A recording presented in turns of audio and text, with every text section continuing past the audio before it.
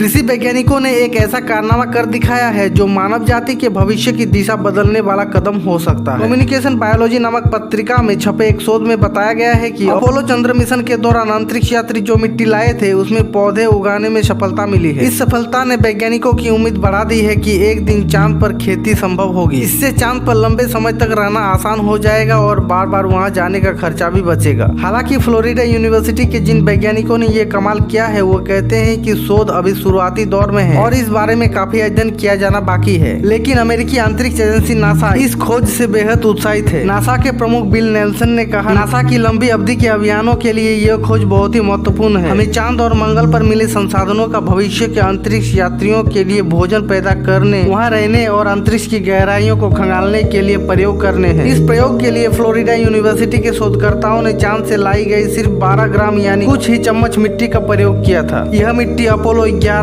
12, 13 अभियानों के दौरान लाई गई थी। बहुत छोटे आकार के गमलों में उन्होंने इस मिट्टी की सिर्फ 1 ग्राम मात्रा ही डाली और उसमें पानी और बीज डाले। फिर पौधों को रोज पोषक तत्व दिए गए। पहले 6 दिन तक हर पौधा एक जैसा दिखाई दिया, चाहे वो चांद की मिट्टी में उगा हो या दूसरी जगह की मिट्टी में। उसके बाद फर्क नजर आने शुरू हो गए। चांद की मिट्टी में उगे पौधे धीमे बढ़ रहे थे और उनकी जड़ें छोटी थी। 20 दिन बाद पौधों को काट कर उनके डीएनए का अध्ययन किया गया तो पता चला पौधे चांद की मिट्टी में वैसा ही व्यवहार कर रहे थे जैसे खराब मिट्टी में या जैसे बहुत ज्यादा नमक वाली मिट्टी में उगाए जाने पर करते हैं। अब वैज्ञानिक इस बात पर अध्ययन करेंगे कि कैसे चांद की मिट्टी को पौधे के अनुकूल बनाया जाए ताकि इंसान जल्द ही चांद में खेती कर सके।